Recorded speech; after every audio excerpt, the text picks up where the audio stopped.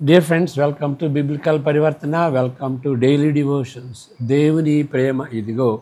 మే 10వ తారీఖుకి చెందినటువంటి వాక్య భాగం కీర్తనలు 52, 53, ముఖ్యంగా 56వ కీర్తనను మనం ధ్యానించుకుందాం.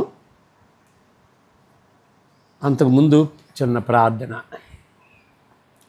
యెహోవా నా ఆశ్రయదుర్గమా, నా విమోచకుడా, నా నోటి మాటలు, నా హృదయ ధ్యానము, మా హృదయ ధ్యానము కూడా నీకు అంగీకారములగునుగాక. ఆమేన్. నరులు నన్నేమి చేయగలరు?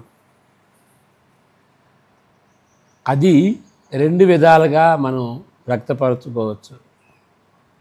మాచోలాగా మన షర్ట్ తీసి రొమ్ము చూయించుకుంటూ ఏం చేస్తావో అనే విధంగా రా బోల్డ్నెస్ అంటారు. మొండి ధైర్యంతో చెప్పచ్చు. దావీదు వలె, లేకపోతే ఇక్కడ దేవుని యందు ఆధారపడిన దాన్ని బట్టి, పరిశుద్ధంగా జీవిస్తున్న దాన్ని బట్టి, వినయ విధేయతలతో కూడా దాన్ని బట్టి కూడాను ఈ మాట చెప్పచ్చు. నరులు నన్నేమి చేయగలరు అనేటువంటి మాట. మరి దావీదు దేని బట్టి ఆ విధంగా చెప్పగలుగుతున్నాడు? దాన్ని గురించి మనం ధ్యానించుకుందాం.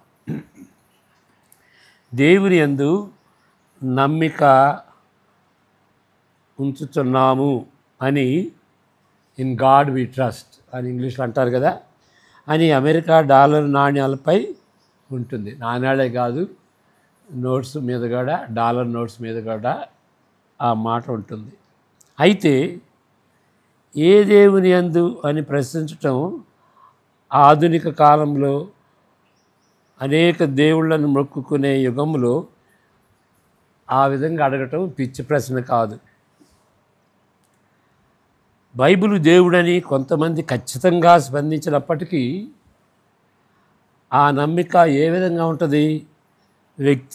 వ్యక్తిగతమైనది గాను, వారి అనుభవమునకు అనుకూలంగా ఉన్నదని అనేకసార్లు నేను భావిస్తున్నాను. నేను అంటే కార్సన్ గారు. అది మతపరమైన స్వాభావిక ఆలోచనకు, మూఢభక్తితో ముడిపడిన జ్ఞానము, సెన్సిబిలిటీ దానికి చెందినట్లుగా ఉంటున్నదని మనోవేదనతో సులభంగా తలంచవచ్చు. అంటే అలాంటి విశ్వాసం, వేగ్గా ఉండేటువంటి విశ్వాసం అని, అలాంటి విశ్వాసాన్ని వ్యక్తపరుస్తుందని మనోవేదనతో చెప్పాలి. అది ఆషామాషిగా ఉండే ఆలోచనపై ఆధారపడిన నమ్మికగా ఉంటుంది. ఇలాంటి భ్రమలు దావీదుకు లేవు. ఇలాంటి విశ్వాసం దావీదులో కనిపించదు. ఆయన నమ్ముతున్న దేవుని లక్షణాలు 56 కీర్తనలో 2 సార్లు వివరిస్తున్నాడు. ఏంటి? దేవుని లక్షణాలు వివరిస్తున్నాడు. దీన్ని బట్టి ఆయన నమ్మిక ఎలాంటిదో వ్యక్తమవుతున్నది. నాకు భయం సంభవించు దినమున నిన్ను ఆశ్రయించుచున్నాను. దేవుని బట్టి ఆయన వాక్యమును కీర్తించదను. దేవుని బట్టి ఆయన వాక్యమును కీర్తించదను. దేవుని యందు నమ్మిక ఉంచి ఉన్నాను, నేను భయపడను. దేవుని యందు నమ్మిక ఉంచి ఉన్నాను, నేను భయపడను. శరీరదారులు నన్ను ఏమి చేయగలరు? 56, 3, 4 వచనాలు. ఇక అదే వచనాలు అదే విధంగా 10, 11 వచనాల్లో కూడా ఉంటుంది. దేవుని బట్టి నేను ఆయన వాక్యమును కీర్తించదను. యెహోవాను బట్టి ఆయన వాక్యమును కీర్తించదను. నేను దేవుని యందు నమ్మిక ఉంచి ఉన్నాను, నేను భయపడను. నరులు నన్ను ఏమి చేయగలరు? ఈ 2 భాగాలు అంటే 3, 4 వచనాలు, 10, 11 వచనాలు, ఈ 2 భాగములలోనూ తన భయములకు పరిష్కారము దేవుని యందు నమ్మిక ఉంచుట తప్ప వేరే మార్గము లేదని దావీదు గ్రహించగలిగాడు. నాకు భయము సంభవించు దినమున నిన్ను ఆశ్రయించుచున్నాను. దేవుని యందు నమ్మిక ఉంచి ఉన్నాను, నేను భయపడను. నేను దేవుని యందు నమ్మిక ఉంచి ఉన్నాను, నేను భయపడను. నరులు నన్నేమి చేయగలరు? చెప్పిందే ఈ అండర్లైన్ చేసి చెబుతున్నాం. ఈ కీర్తన శీర్షికను బట్టి 56లో ఉన్నటువంటి కీర్తన, దాని శీర్షిక, దాని హెడ్డింగ్ బట్టి గాతులో భయంకరంగా పట్టుబడినప్పుడు దావీదు రాసిన అనుభవముగా ఇది వ్యక్తమవుతున్నది. ఈ మాటలు చదువుకుందాం. 7:21. అంతటి దావీదు సౌలునకు భయపడినందున ఆ దినముననే లేచి పారిపోయి గాతు రాజైన ఆకీషు వద్దకు వచ్చాను. ఆకీషు సేవకులు, ఈ దావీదు ఆ దేశపు రాజు కాడా? వారు నాట్యమాడుచు గాన ప్రతిగానములు చేయుచు సౌలు 1000 కొలది హతము చేసిననియు, దావీదు 10,000 కొలది హతము చేసిననియు పాడిన పాటలు ఇతని గూర్చినవే కదా అని అతనిని బట్టి రాజుతో మాట్లాడగా, దావీదు ఈ మాటలు తన మనస్సులో నుంచుకొని గాతు రాజైన ఆకీషునకు భయపడెను. కాబట్టి దావీదు వారి ఎదుట తన చర్య మార్చుకొని వెరివాని వలె నటించుచు ద్వారపు తలుపుల మీద గీతలు గీయుచు ఉమ్మి తన గడ్డము మీదికి రానిచ్చుచు ఉండెను. వారు అతని పట్టుకొని పోగా అతడు పిచ్చి చేష్టలు చేయుచూ వచ్చెను. కావున ఆకీషు రాజు, మీరు చూచితిరి కదా, వానికి పిచ్చి పట్టినది, నా యొద్దకు వీరిని ఎందుకు తీసుకుని వచ్చితిరి? పిచ్చి చేష్టలు చేయి వారితో నాకేం పని? నా సన్నిధిని పిచ్చి చేష్టలు చేయుటకు వీరిని తీసుకొని వచ్చితిరేమి? వీడు నా నగరిలోనికి రాదగునా అని తన సేవకులతో అనెను.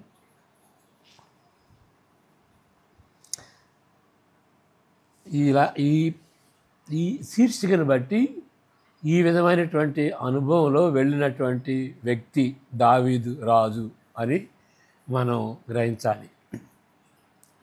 ఇది ఎందుకు చేస్తున్నాడు? సౌలు నుండి పారిపోతున్నప్పుడు ఫిలిస్తీయుల పాలెంలో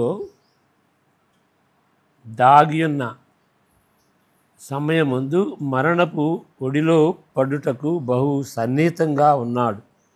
అప్పుడు పిచ్చివానిగా నటించాడు. ఆయన బహుగా భయపడ్డాడని కానీ అట్టి భయముతో ఉన్నప్పుడు దేవుని ఆశ్రయించాడనుటలో సందేహం ఏమీ లేదు. అప్పుడు ఆయన శక్తి పొంది అద్భుతమైన సాహస కృత్యం ద్వారా తనకు తాను రక్షించుకున్నాడని మనం గ్రహించాలి. ఓకే, ఇక్కడ మనకు అవసరమైన విషయం ఏంటి అంటే, దేవుని యందు నమ్మిక ఉంచి ఉన్నాడని దావీదు కన్ఫెస్ చేస్తున్నాడు, ఒప్పుకుంటున్నాడు. కళ్ళకు అద్దినట్లుగా స్ట్రైకింగ్గా ఈ మాట పదే 3 సార్లు ఈ విషయాన్ని పేర్కొంటున్నాడు. యెహోవాను బట్టి ఆయన వాక్యమును కీర్తించదను. ఆ సందర్భంలో ఈ విధంగా వివరించటానికి దీని వెనుకనున్న ప్రత్యేకమైన వాక్యము ఏమై ఉంటుంది అని గ్రహించాలి.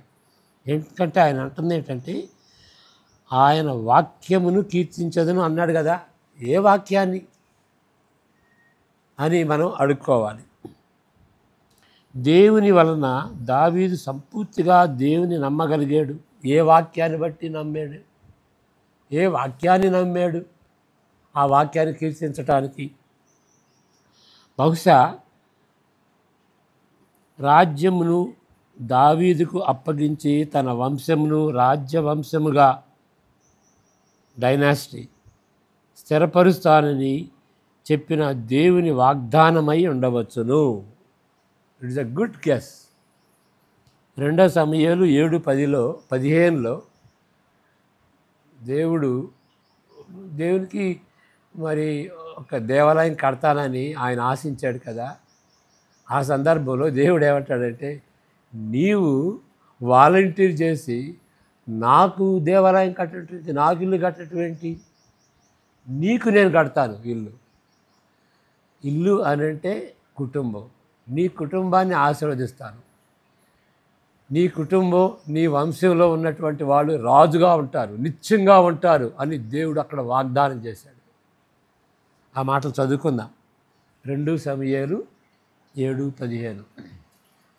నిన్ను స్థాపించుటకై నేను కొట్టివేసిన సౌలునకు నా కృప దూరమైనట్లు అతనికి నా కృప దూరము చేయను. నెక్స్ట్ వచనం కూడా, నీ మట్టుకు నీ సంతానమును నీ రాజ్యమును నిత్యము స్థిరమగను, నీ సింహాసనము నిత్యము స్థిరపరచబడును అని. ఇది చాలా ముఖ్యమైనటువంటి వాగ్దానం. డేవిడిక్ కవనెంట్ అంటారు. దేవునితో దేవుడు నిబంధన చేసుకున్నాడు. వాగ్దాన నిబంధన. దేవుడు వాగ్దానం చేయటం గొప్పది, నిబంధన చేయటం మరీ గొప్పది, ఒట్టు పెట్టుకుని నిబంధన చేయటం మరీ గొప్పది.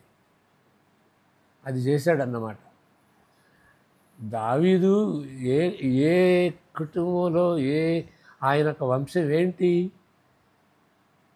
అబ్రహాము సంతానంలో ఉన్నటువంటి ఆయన అన్నమాట. అబ్రహాంకి దేవుడు వాగ్దానం చేసి ఒట్టు పెట్టుకున్నాడు. ఆయన కంటే గొప్పవాడు లేదు కాబట్టి ఆయన పేరుతోనే ఒట్టు పెట్టుకున్నాడు. చూడండి, మాట, నిబంధన, వాగ్దానం. మాట, వాగ్దానం, నిబంధన, ఒట్టు. అలాంటిది దేవుని యొక్క నిబంధన. దావీదుతో అలాంటి నిబంధనే, మరి అబ్రహాంతో కూడా అలాంటి నిబంధన. దేవునిపై ఆయన నమ్మకము పోగొట్టుకొని పోవునంత తీవ్రమైన పరిస్థితిని ఎదుర్కొన్నప్పుడు కూడా దేవునిపై తన నమ్మకమును కోల్పోలేదు. అది చూడండి, ఈ యొక్క వాగ్దానం ఆయన పట్టుకున్నాడు. దేవుడు చెప్పాడు ఆ వాక్యాన్ని. ఆయన ఎన్నో కష్టాలు పడ్డాడు, సౌలు ద్వారా కష్టాలు పడ్డాడు. ఎంతో వేగవాన్లాగా, వాండరర్లాగా వెళ్ళిపోయాడు. అంతకుముందే సమూయేలు ద్వారా అభిషేకింపబడినప్పటికీ, దేవుని యొక్క మాటలు అప్పటికీ నెరవేరనప్పటికీ దేవుడు చెప్పాడు అని దేవునిపై నమ్మకం ఉంచి దేవుడు చెప్పినదైనటువంటి వాక్యాన్ని గట్టిగా పట్టుకుని, ఇంకా ఎందుకు ఇలాంటి పరిస్థితులు, ఇంకా దేవుడు అంటాం ఏంటి? దేవునిపై ఇంకా ఏం ఆధారపడతాం? దేవుని వాగ్దానానికి అన్ని పరిస్థితులని వ్యతిరేకంగా ఉన్నాయి కాబట్టి ఆ యొక్క విశ్వాసాన్ని కోల్పోయేటువంటి పరిస్థితిలో కూడా ఆయన కోల్పోలేదు. ఇది మనం గ్రహించాల్సినటువంటి విషయం. ఆ సందర్భంలో ఆయన దేవుని వాగ్దానాన్ని నమ్మాడు, ఆయన వాక్యమును కీర్తించను. దేవుడు చెప్పాడయా, దేవుడు వాగ్దానం చేశాడు అని దాన్ని ప్రశంసించాడు. మాట్లాడే దేవునిపై నమ్మకం అవసరం, మన అందరికీ అవసరం. దేవుడు మాట్లాడతాడు, ఆయన మాటలే ఆయన వాగ్దానాలు. మాట్లాడే దేవుడు చెప్పిన మాటపై ఆధారపడిన విశ్వాసము అవసరం. భయంకరమైన పరిస్థితులను ఎదుర్కొంటున్నప్పుడు కూడా, అప్పుడు కూడా మాట తప్పని దేవుని బట్టి లోతైన గాఢమైన నెమ్మదిని ఆయన అనుభవించాడు, సమాధానాన్ని అనుభవించాడు. మనం కూడా అనుభవించగలం. ఇలాంటి నమ్మిక దేవుడు ప్రత్యక్షపరచుకునే మాటలపై ఆధారపడి ఉంటున్నదని స్పష్టంగా కనిపిస్తుంది. దేవుని వాక్యాన్ని చదువుకోవాలి. మేము ఒకసారి సమాధుల దగ్గరికి వెళ్ళినప్పుడు,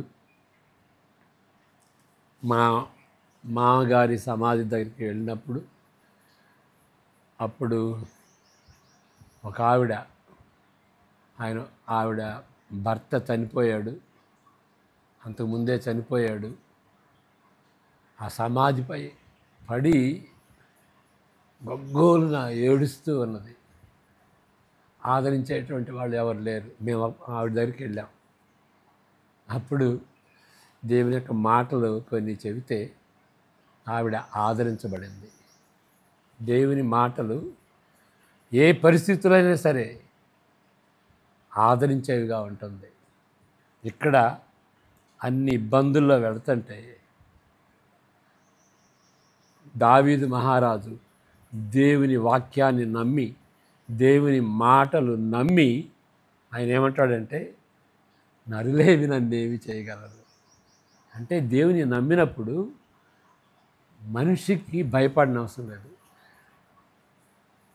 ఈ విలియం బార్క్లే ఒక మాట అంటాడు, the one who fears God need not fear man.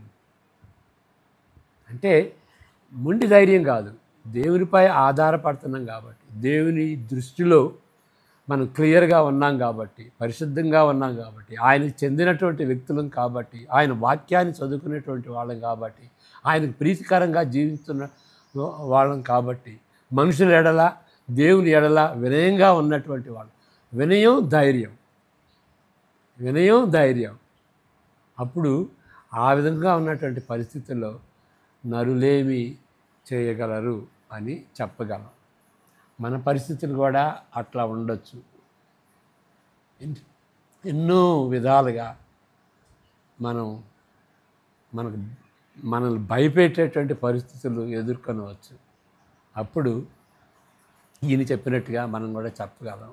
పరిస్థితులను అన్నేం చేయగలవు, మనుషులను అన్నేం చేయగలరు, నేను దేవునికి భయపడుతున్నాను కదా అని వినయంగా ధైర్యంతో జీవిస్తూ మనం చక్కగా నిద్రపోవచ్చు. Deep sleep. మరి ఇక్కడ చెప్పబడినటువంటి రీతిగా అక్కడ ఏమున్నది, నెమ్మది, సమాధానం, గాఢమైన లోతైన నెమ్మది, రెస్ట్, సమాధానం, నిద్రపోవచ్చు చక్కగా. అయితే మనం వాక్యం చదువుకోవటం, ప్రార్థన చేసుకోవటం, ఈ రెండు అవసరం. మన వాక్యం చదువుకున్నప్పుడు దేవుడు మాట్లాడతాడు. ఆ సందర్భంని మనం గ్రహించుకుని దేవుని యొక్క మాటలు ఆ సందర్భంలో దేవుడు ఏం చెప్పాడు అని మనం తెలుసుకున్నప్పుడు, మన సందర్భం కూడా అదే కదా. మన సందర్భం ఆ వాక్యంలో ఉన్నటువంటి సందర్భం ఒకటైనప్పుడు, దగ్గరగా ఉన్నప్పుడు, సిమిలర్గా ఉన్నప్పుడు, దేవుడు అక్కడ ఏం చెబుతున్నాడో అది మనకు చెబుతున్న దానిలాగా మనం భావించుకోవాలి. ఆ విధంగా దేవుడు మాట్లాడతాడు. అంతేగాని ఏదో సందర్భం లేకుండా కళ్ళు మూసుకొని బైబిల్ తెరిచి వేలు పెట్టి అది దేవుని వాక్యం, ఓహో మనకు తెలిసిందే కదా. తెలిసినటువంటి ఒక ఎగ్జాంపుల్, అట్లా చేస్తే ఒక అతను వేలు పెట్టినప్పుడు జూడస్ హ్యాంగ్డ్ హిమ్సెల్ఫ్, యోధా ఉరి వేసు చనిపోయాడు అనే వాక్యం మీద వేలు పెట్టాడు ఆయన. అరే అది కాదు అని మరలా బైబిల్ని క్లోజ్ చేసేసి మరలా దాన్ని తెరిచి వేలు పెట్టాడు. నువ్వు కూడా ఆ విధంగా చెయ్యము అని ఉంది. సరే ఇదేంటి అని మరలా మూడోసారి ఆయన క్లోజ్ చేసేసి బైబిల్ తెరిచి వేలు పెట్టాడు. నువ్వు చేసేదేంటో తొందరగా చెయ్యి. ఆ విధంగా బైబిల్ని ట్రీట్ చేయటం దేవునికి అవమానకరంగా ఉంటుంది. దేవుని సిస్టమేటిక్గా చదవాలి. ఆ వాక్యం తర్వాత వాక్యం ఏమున్నది, ఏ సందర్భం అని. కొన్ని వాక్య భాగాలు ఇశ్రాయేలుకి సంబంధించినవి. నేను నేను పోగు చేస్తాను, నేను అక్కడికి తీసుకువెళ్తాను, ఆ దేశంలోకి తీసుకువెళ్తాను అని అంటే, ఓహో, ఆ సందర్భంలో అమెరికాకి వెళ్ళాలా, ఇంగ్లాండ్ వెళ్ళాలా, కెనడాకి వెళ్ళాలా, గల్ఫ్ కంట్రీస్కి వెళ్ళాలా అనేటువంటి అవగాహనతో ఆ సందర్భంలో చేస్తుంటే దేవుడు తీసుకెళ్తానన్నాడు. అది ఇశ్రాయేలుకి తన వాగ్దాన దేశానికి తీసుకెళ్తానన్నాడు. దాన్ని మనం అన్వయించుకోకూడదు. కాబట్టి కొన్ని విషయాలు, పాత నిబంధనలో ఉన్నటువంటి కొన్ని విషయాలు ఇశ్రాయేలుకే వర్తిస్తాయి. ముఖ్యంగా ప్రాస్పరిటీ, మెటీరియల్ ప్రాస్పరిటీ. ఈ దేశం ఇస్తాను, నేను ఆదరిస్తాను, నీకు ఏ కీడు కలగదు, నీకు ఏ జబ్బు రాదు, ఏ తెగులు రాదు అని ఇశ్రాయేలుకి ప్రత్యేకంగా ఆ సందర్భంలో ఇచ్చినటువంటిది. మరి క్రొత్త నిబంధన ఇచ్చేటప్పటికీ మనకి దేవుడు ఇచ్చినటువంటి వాగ్దానాలు ఆత్మీయ సంబంధమైనటువంటి, నిత్యంగా ఉండేటువంటి, పరలోక సంబంధమైనటువంటి ఆశీర్వాదాలు తప్పకుండా. ఇవి ఉండొచ్చు, ఉండకపోవచ్చు. అది దేవుడు అనుకున్న దాన్ని బట్టి కొన్నిసార్లు ఇస్తాడు, కొన్నిసార్లు ఇవ్వడు. ఏది ఇచ్చినా ఇవ్వకపోయినా కానీ దేవుని యొక్క కృప మన ఎడల మారదు, అది ఖచ్చితంగా ఉంటుంది. దేవుని యొక్క కృపని టెంపరీగా ఉండేటువంటి వెల్త్తో మనం కొలవకూడదు. అది థర్మామీటర్ కాదు. శిలువ మరణం, యేసుప్రభు యొక్క మరణ పునరుద్ధానాలు, అది యొక్క థర్మామీటర్. దేవుని యొక్క కృపను కొలిచేటువంటి థర్మామీటర్ అది ఎప్పుడు మారదు. శాశ్వతంగా చరిత్రలో మారినటువంటి ఆబ్జెక్టివ్ ఫెయిత్, ఆబ్జెక్టివ్ గ్రేస్, అది మారదనమాట. ఎప్పుడు కూడా దానిపై మనం ఆధారపడాలి. దేవుడు కొన్ని అద్భుతాలు చేస్తాడు, మనకు స్వస్థతలు ఇస్తాడు, అద్భుతాలు చేస్తాడు, దేవునికి వందనాలు చెల్లించాలి. కొన్నిసార్లు ఇస్తాడు, కొన్నిసార్లు ఇవ్వకపోయినా కానీ ఆయన యొక్క ప్రేమను మనం అనుమానించకూడదు. ఇంకా ఏంటి అంటే, అద్భుతాలపై ఆధారపడేటువంటి విశ్వాసం సెకండ్ గ్రేడ్ విశ్వాసం. ఓకే, దాని నుండి మనం ఎదగాలి. దేవుడు యేసు ప్రభువులో వ్యక్తపరిచినటువంటి ఆ కరుణపై, వాత్సల్యంపై, ఆ కృపపై, ఆ యొక్క సువార్తపై మన యొక్క విశ్వాసం ఆధారపడి ఉండాలి. అది ఎప్పుడు కదలదన్నమాట. In Christ the solid rock I stand, అది అంతేగాని అది కదలనటువంటి బండగా ఉంటుందన్నమాట. ఆ విధంగా మనం దాన్ని విశ్వసించాలి. కానీ మనం చదవాలి. వాక్యాన్ని చదివినప్పుడు పరిశుద్ధాత్మ దేవుడు అండర్లైన్ చేస్తుంది, అది నీకోసమే, అది నీకోసమే. మన మనస్సాక్షి స్పందిస్తుంది అన్నమాట. ఆ విధంగా జ్ఞానపూర్వకంగా చదివితే దేవుడు మాట్లాడతాడు. సందర్భాన్ని తెలుసుకుని మన జీవితాలకు అన్వయించుకోవటంలో తప్పేమీ లేదు. ఒకసారి కాదు, 2 సార్లు కాదు, 3 సార్లు దేవుని చిత్తాన్ని, ఒకసారి కాదు, అనేక విధాలుగా దేవుడు మనతో మాట్లాడతాడు. వాక్యం ఒకటి, మనుషులు మరి పరిస్థితులు ఒకటి, మనుషుల కౌన్సిల్ ఒకటి, అనేక విధాలుగా దేవుడు మాట్లాడతాడు. దేవుడు ఇంకా మాట్లాడేది ఇక్కడ దీన్ని దేనికి ఏం చెప్తున్నానంటే, నెమ్మది ఎప్పుడు వస్తుంది?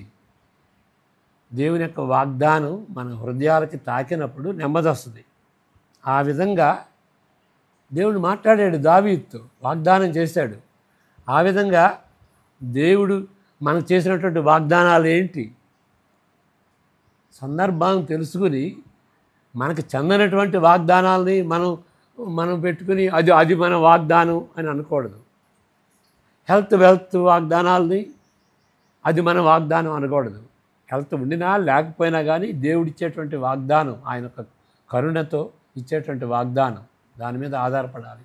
స్వార్థకు చెందినటువంటి వాగ్దానం అది ఒకటి. రెండవది ఏంటంటే ప్రార్థన. ఫిలిప్పీ 4:6-7 నెమ్మది ఎట్లా వస్తుంది? కలవరానికి బదులుగా నెమ్మది ఎట్లా వస్తుంది? రెస్ట్ ఎట్లా వస్తుంది? సమాధానం ఎట్లా వస్తుంది అనేటువంటిది ఇక్కడ అపోస్తలుడైన పౌలు ఫిలిప్పీ 4:6-7లో చెప్తున్నాడు. దీని గురించి ఎట్లా ఎక్స్ప్లెయిన్ చేయం, టైం అయ్యింది. కానీ ప్రార్థన, మనం ప్రార్థన చేసుకోం. ఈయన ప్రార్థన చేసుకున్నాడు. ఓకే, వాక్యం చదువుకున్నాడు, ప్రార్థన చేసుకున్నాడు. దేనిని గూర్చియు చింతపడకూడదు. చింతపడకుండా ఎవరు ఉంటారు? దావీదు చింతపడలేదా? భయపడలేదా? ఇక్కడ చింతపడటంలో ప్రాబ్లం కాదు. చింతపడినప్పుడు ఏ విధంగా దాన్ని హ్యాండిల్ చేస్తున్నాం, how we are handling anxiety, over anxiety, అది దాన్ని సంబోధిస్తూ చెప్పబడినటువంటి మాటలు ఈ మాటలు. దేనిని గురించి చింతపడకుడి కానీ ప్రతి విషయంలోనూ ప్రార్థన విజ్ఞాపముల చేత కృతజ్ఞతాపూర్వకంగా మీ విన్నపములు దేవునికి తెలియజేయడి. నెక్స్ట్ వచనం. అప్పుడు ఆ విధంగా ప్రార్థన చేసినప్పుడు 4 విధాలైనటువంటి మాటలు, 4 మాటలు వాడాడు ప్రార్థనకి. ఆ విధంగా ప్రార్థన చేసినప్పుడు సమస్త జ్ఞానమునకు మించిన దేవుని సమాధానం, సమస్త జ్ఞానమునకు మించిన అంటే జ్ఞానం ఇవ్వదు, మానవ జ్ఞానం ఇవ్వదు, దానికి మించినటువంటిది, లేకపోతే మాటలతో చెప్పలేనటువంటి జ్ఞానం. 2 విధాలుగా అర్థం చేసుకోవచ్చు దీన్ని. అలాంటి సమాధానం యేసుక్రీస్తు వలన మీ హృదయములకును మీ తలంపులకును కావలియుండును గాక. చూడండి, నిద్ర పట్టాలి, మనసుకి నిద్ర పట్టాలి. ఈ దినాల్లో మనకు ఉన్నటువంటి స్ట్రెయిన్, స్ట్రెస్ని బట్టి నిద్ర పట్టదు. ఈ విధంగా ప్రార్థన చేసుకుంటే నెమ్మది ఉంటుంది, ధైర్యం ఉంటుంది. పరిస్థితులను బట్టి కలవరపడం, మనుషులను బట్టి భయపడం. అలాంటి సమాధానం ఉండాలని మనం ప్రార్థన చేసుకుందాం. ప్రార్థన. Beloved Father, please give us that kind of peace in our hearts, peace that passes all understanding. Please help us to read your word. Please help us to pray.